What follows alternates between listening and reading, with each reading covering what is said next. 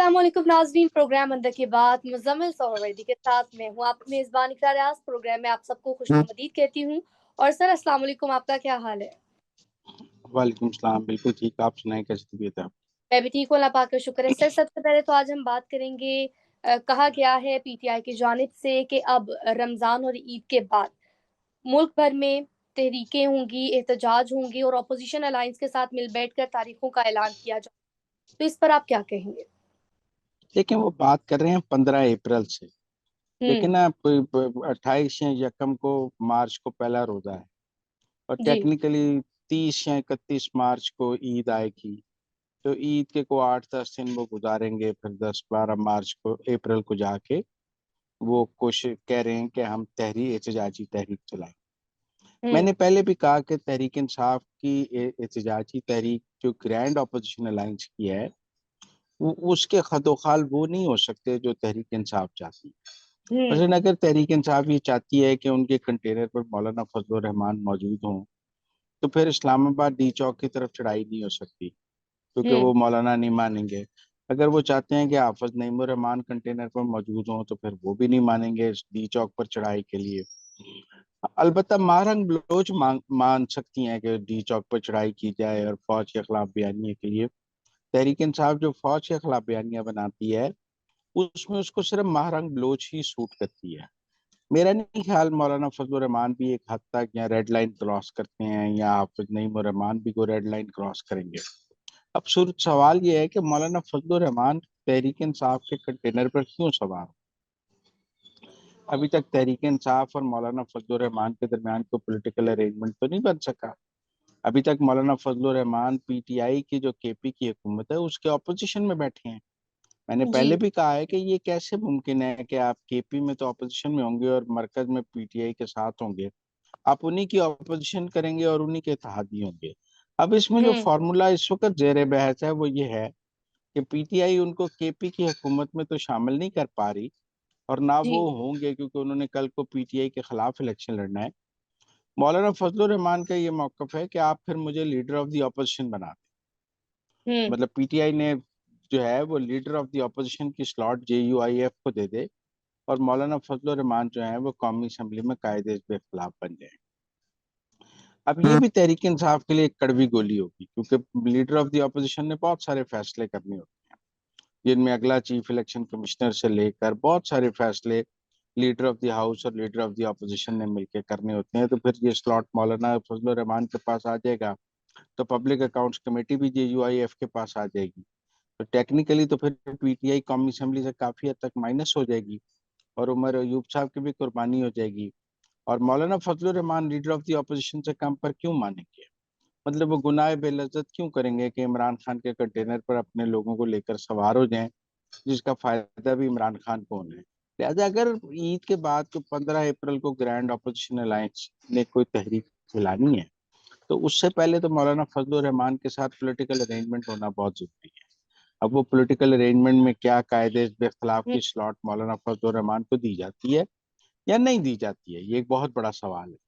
और ये सवाल इस वक्त इमरान खान की टेबल पर मौजूद है कि एक प्रपोजल ये है कि मौलाना फजल रहमान को कौमी असम्बली में कायदे इख्तलाफ ग्रैंड अपोजिशन अलायंस का बना दिया जाए, और सारी अपोजिशन उनके मतहत कौमी असम्बली में भी आ जाए और बाहर भी आ जाए।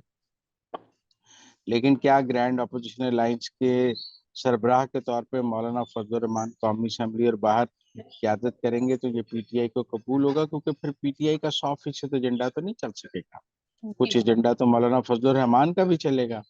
तो मेरे ख्याल में अभी जो ग्रैंड अपोजिशन अलायंस है उसके अंदर बहुत बड़े बड़े फैसले होने हैं, जिसमें मौलाना फजल रहमान के किरदार का फैसला होना है। मौलाना फजल रहमान को महमूद खान अचकजई की तरह डमी आदमी नहीं है, हुँ, जिनकी पंजाब या केपी में कोई पहुंच नहीं है, कोई पोजीशन नहीं है, वो अकेले हैं। या शायद खान अब्बासी नहीं है कि टांगे की सवारी हैं। मौलाना हुँ, फजल रहमान की जमात ग्राउंड पे मौजूद है, और अगर वो किसी एहतजाज में शरीक होंगे तो उनका एक पॉजिटिव कंट्रीब्यूशन होगा और एक सब्सटैंशियल कंट्रीब्यूशन होगा। लिहाजा मौलाना फजल रहमान को साथ शामिल करने की पीटीआई ने एक कीमत अदा करनी है। क्या पीटीआई वो सियासी कीमत अदा करने को तैयार है? इसी तरह हाफिज नईर उमरान जमात इस्लामी भी, उनके पास स्ट्रीट पावर मौजूद है, उनकी भी एक सियासी कीमत है। فری میں تو نہیں نا وہ آ کے عمران خان کے کنٹینر پہ کوئی بیٹھ جائے گا.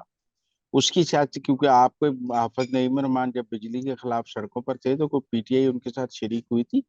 تو وہ پی نہیں. ٹی آئی کے ساتھ کیوں شریک ہوں گے؟ تو اس لیے مجھے لگتا ہے کہ جو گرینڈ اپوزیشن الائنس کی احتجاجی تحریک ہے اس میں ابھی پی ٹی آئی کو بہت بڑے بڑے پولیٹیکل کمپرومائزز کرنے ہیں، جس کے لیے ابھی پی ٹی آئی تیار نظر نہیں آتی ہے.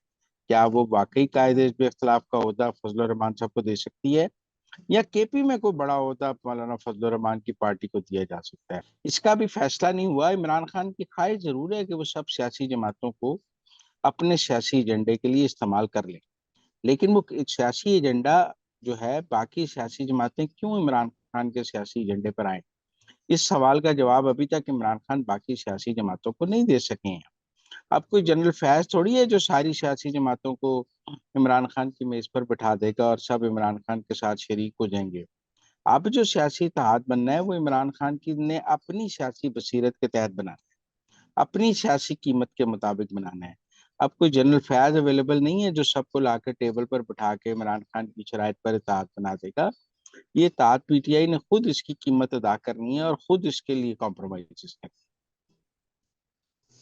سر آگے بڑھیں گے، بات کریں گے اڈیالہ جیل گیٹ نمبر 5 کے باہر جو لڑائی ہوئی ہے شعیب شاہین ورسز فواد چودھری کی جانب سے تھپڑ اور ریسیٹ کیا گیا شعیب شاہین کو، وہ نیچے گر گئے. پھر اس کے بعد کہا یہ جا رہا ہے کہ شعیب شاہین صاحب نے خان صاحب سے شکایت لگائی اور خان صاحب نے سنی انسنی کر دی. پھر یہ بھی کہا جا رہا ہے کہ دونوں کی صلح ہو گئی ہے. پھر یہ بھی کہا جا رہا ہے کہ شعیب شاہین نے کہا ہے تو ان کی وائف نے ان کو بچا لیا ورنہ دگنا جواب دیا جاتا.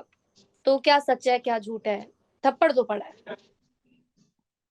دیکھیں، پہلی بات تو یہ ہے کہ مجھے لگتا ہے عمران خان نے اس تھپڑ کو انجوائے کیا.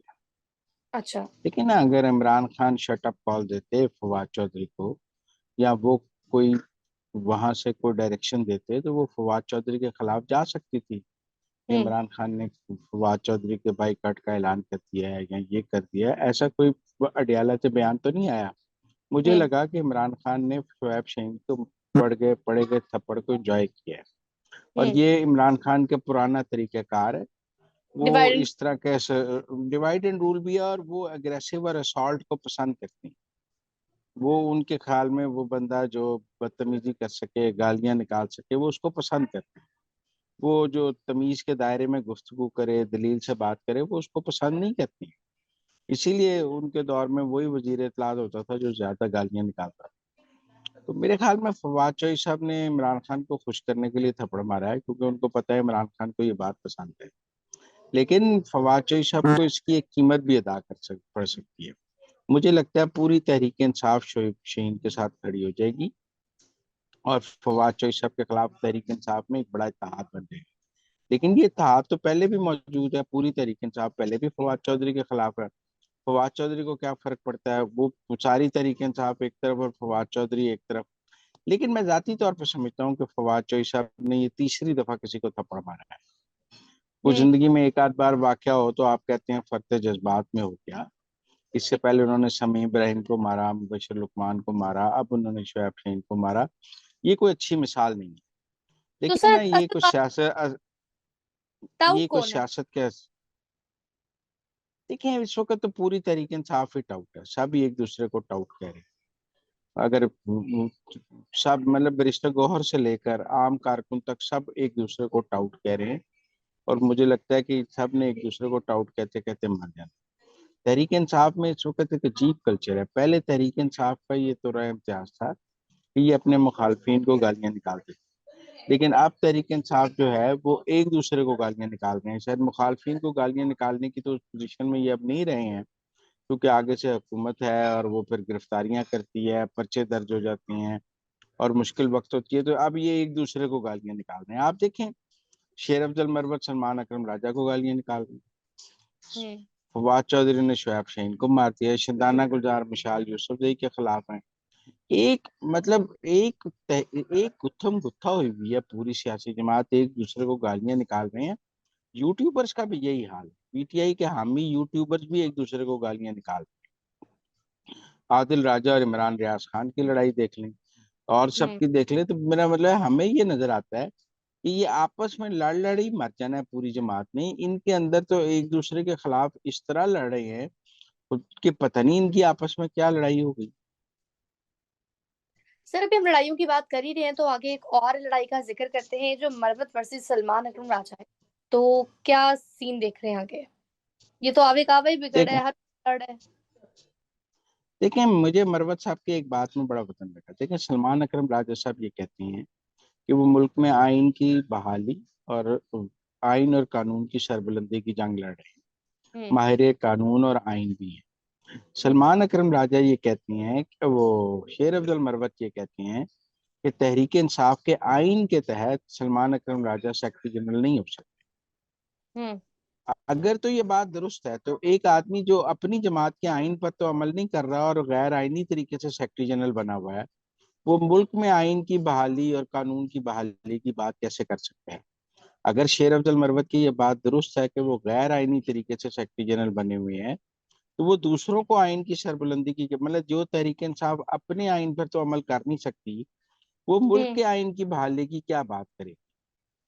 تو میرے خیال میں شیر افضل مروت کی اس بات کا سلمان اکرم راجہ کو جواب دینا چاہیے کہ کیا وہ تحریک انصاف کے آئین کے مطابق سیکرٹری جنرل ہیں یا غیر آئینی طور پر سیکرٹری جنرل ہیں. اور اگر وہ غیر آئینی طور پر سیکرٹری جنرل ہیں تو وہ پھر آئین کی بحالی کی بات یا آئین کی سربلندی کی بات کیسے کر سکتے ہیں؟ پہلے تو تحریک انصاف نے اپنے آئین کی سربلندی کی بات کرنی ہے نا، پھر کچھ اور کرنا. سر یہاں اور سوال اس سے متعلق ایڈ کرنا چاہوں گی. جب یہ نیتا کھڑا ہوا تھا تو تب تو یہ کہا جا رہا تھا کہ بانی پی ٹی آئی نے جو بھی کہہ دیا وہی آئین ہے. بانی پی ٹی آئی نے ان کو لگا دیا تو اب پھر کوئی بات پیچھے رہ ہی نہیں جاتی. اب دیکھیں ایک آئین انہوں نے بنایا تو ہوا ہے، وہ آئین الیکشن کمیشن کے دفتر میں بھی موجود ہے. وہ اس آئین کے تحت ایک سیاسی جماعت چلتی ہے. ہر سیاسی جماعت کا اپنا آئین. اگر تو تحریک انصاف یا تو یہ کہہ دیں کہ ہماری جماعت کا کوئی آئین نہیں ہے، عمران خان چلتا پھرتا زندہ آئین ہے، وہ جو کہہ دیتا ہے وہی آئین ہے. اور اگر تحریک انصاف کا کوئی آئین موجود ہے اور تحریک انصاف کسی آئین قانون ضابطے کے تحت چلتی ہے، تو پھر شیر افضل مروت کا یہ جو سوال ہے وہ اس کا جواب دینا چاہیے سلمان اکرم راجہ صاحب کو کہ کیا وہ تحریک انصاف کے آئین کو پاؤں تلے روت کر سیکرٹری جنرل ہیں یا اس کے مطابق سیکرٹری جنرل ہے. جی تو ناظرین یہ تھی آج کے اندر کی باتیں. آپ سے ملاقات ہوگی اگلے پروگرام میں. ہمیں دیجیے اجازت. اللہ نگہبان.